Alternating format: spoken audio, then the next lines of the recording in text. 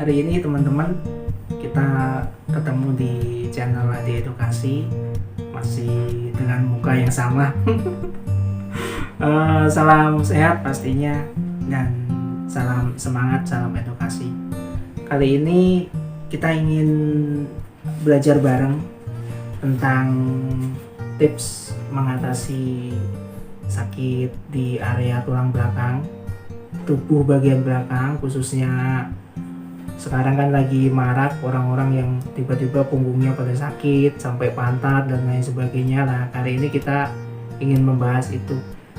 Kita akan mempraktekkan dan ini bisa dipakai untuk secara mandiri gitu.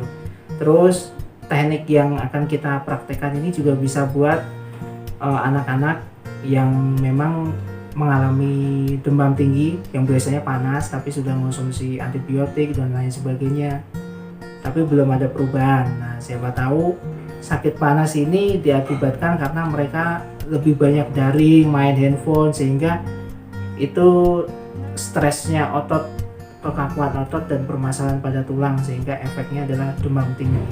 Oke lah, nggak usah panjang kali lebar, kita action ya. Itu selamat menonton teman-teman. Nah, bisa tengkurap, bisa juga terentang posisi untuk mempraktekkan tips ini. Nah, yang pertama, langkah pertama itu kakinya secara bersamaan dilipat seperti ini sampai benar-benar seperti ini. Nah, kalau nggak bisa full ya nggak apa-apa segini. Yang penting sudah sensasi ketariknya itu dapat. Gitu. Sensasi ketariknya dari sini sampai ke sini ini dapat. Karena orang kan nggak bisa, kadang-kadang ada yang bisa nyampe mentok ya full, ada juga yang nggak bisa. Ini tetap dilakukan durasinya sekitar 1 menit. Setelah dilipat seperti ini, baru nanti diangkat lurus. Nah, seperti ini posisinya harus lurus, ini ditahan. Nah, kalau kita melakukan trik ini secara mandiri, bagusnya kaki ini diintikan ke tembok, dipancarkan ke tembok buat apa istilahnya, supaya benar-benar nyaman. Harus diletakkan ke tembok, diangkat. Nah, seperti ini gitu. Ini kalau posisinya tengkurap. Nah, kalau terentang juga sama, ini seperti ini.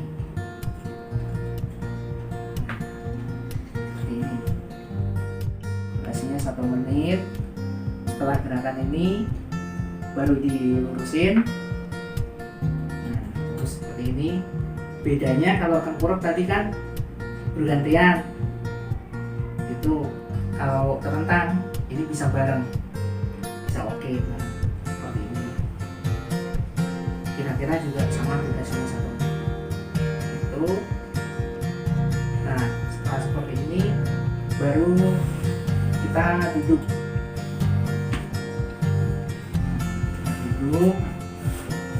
Misalnya kita punya minyak terapi, punggung kita bisa atau tangan kita bisa dioles dulu sama pakai minyak terapi di telapak tangan. Di sini misalnya kita gosok-gosok 2 tangan, lalu kalau mandiri kita usapkan si tangan kita, telapak kita di area-area sekejangkauannya tangan kita. Jadi gerakannya gitu, ditekan-tekan. Nah, seperti ini. Ini kalau mandiri. Kalau dilakukan secara misalnya dibantu ya kan, jadi kita misalnya ngobatin atau bantu merelaksasikan keluarga kita, ya kita bisa oleskan minyak dulu semua. Terus kita ginikan aja dari sini, cukup tekan-tekan gini aja sampai bawah. Durasinya 2 menit, bolak-balik. Cuman kalau sendiri itu kan nggak bisa maksimal sampai sini nggak? Ya sejangkauannya tangan aja. Yang penting minyak terapinya sudah oleskan semuanya. Telapak tangan kita udah dapat untuk minyak terapinya. Nah, kalau misalnya anak-anak, kan anak-anak nggak mungkin mandiri, anak-anak pasti sama kita orang tuanya. Itu anak kita diposisikan untuk mengurap. Kita kayak anak-anak posisinya gini, tangannya jempol. Untuk pemijatannya seperti ini, tapi jangan ditekan kencang, cukup ada gerakan aja, memutar sampai atas.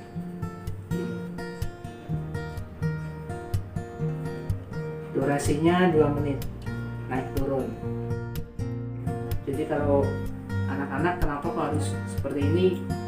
Tujuannya si urat sarafnya dapat kesentuh, stimulus semua. Kalau orang tua itu lebih banyak biasanya kasus pegal itu karena otot, bukan ada hubungannya dengan urat sarafnya. Jadi biasanya cuma ototnya yang terlalu tegang. Nah kalau anak-anak itu biasanya ada hubungannya dengan titik-titik urat sarafnya, makanya harus ada gerakan pemijatan seperti ini. Terus yang terakhir, mandi menggunakan air hangat pakai garam. Mandinya itu harus disiramnya dari sini dulu, dari sini baru kaki, tunggu 1 menit baru kepala, baru mandi seperti biasa. Itu tips terakhirnya, Pak Adi. Iya. Ini kontennya bermanfaat sekali ya. Ini sekarang kan banyak orang WFH terus kadang-kadang di kantor. Betul. Kalau lagi di kantor gimana tuh Pak? Bisa dikasih tipsnya nggak Pak kalau lagi duduk di kantor tuh, atau sakit punggung atau pinggang? Kalau ketika kita sedang seperti itu, sedang rutinitas, entah nggak cuma di kantor sih, yang jelas di ruang AC ya, gitu.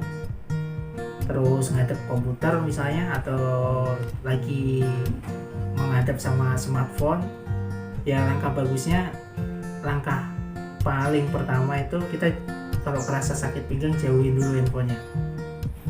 Termasuk laptop dan komputer ya. Berdiri lah Pak, meninggalkan stasiun. Memang berdiri, jauh dari situ dulu.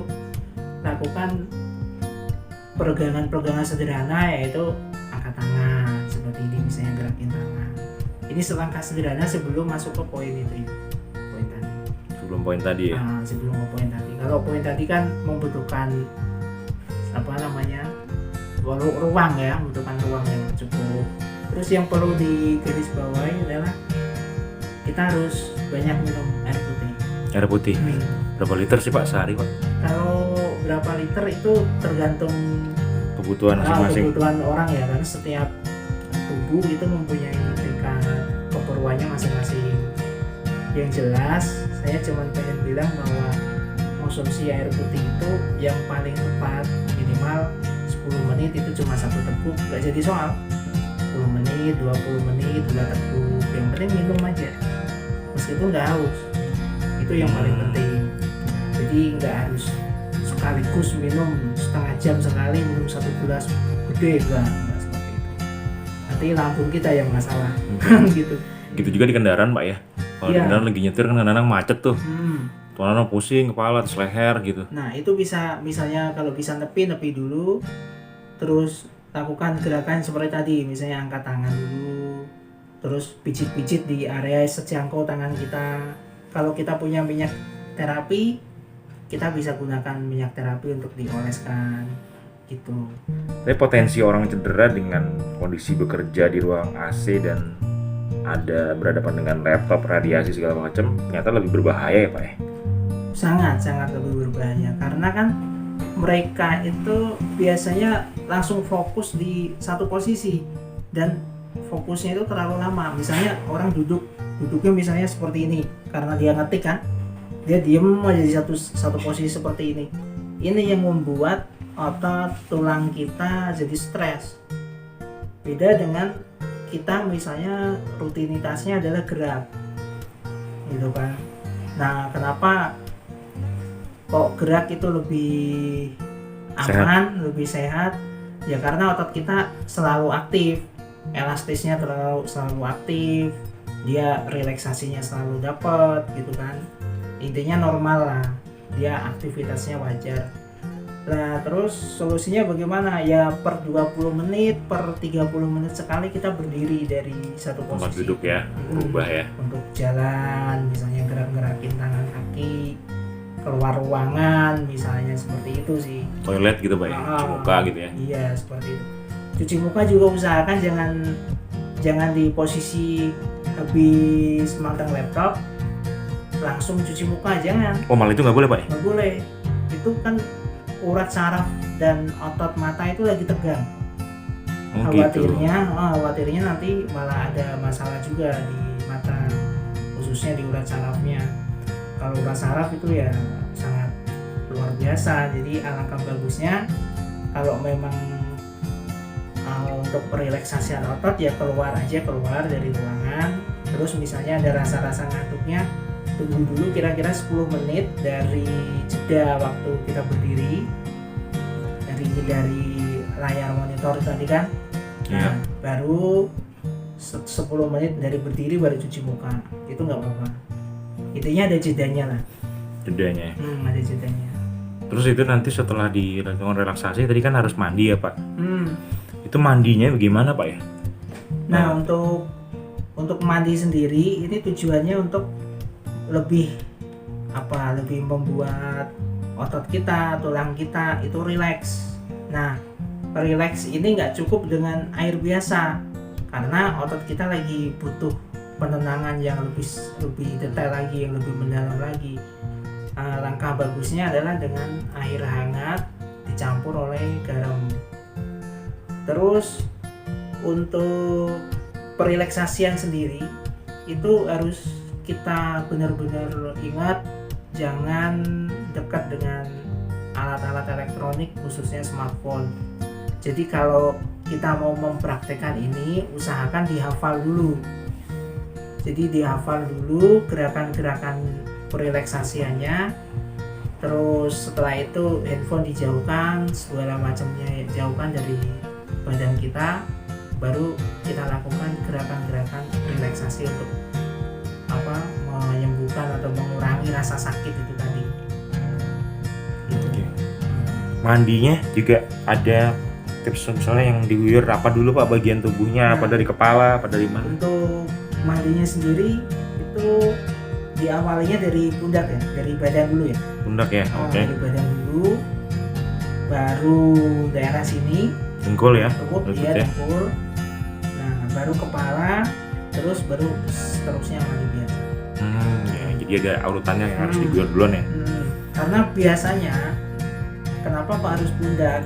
Karena orang yang seperti tadi misalnya di depan laptop, itu main di smartphone dan lain sebagainya, yang paling butuh untuk ketenangan itu adalah otot tulang bagian pundak sini. Makanya lebih bagus kita lakukan siraman pertama kali di sini. Baru yang paling lelah nomor 2 adalah daerah sini. Lutut ya Pak? Bagian dari lutut sini ini paling lelah. Baru selebihnya itu kepala. Biasa lah, kalau kepala cuman efek sih.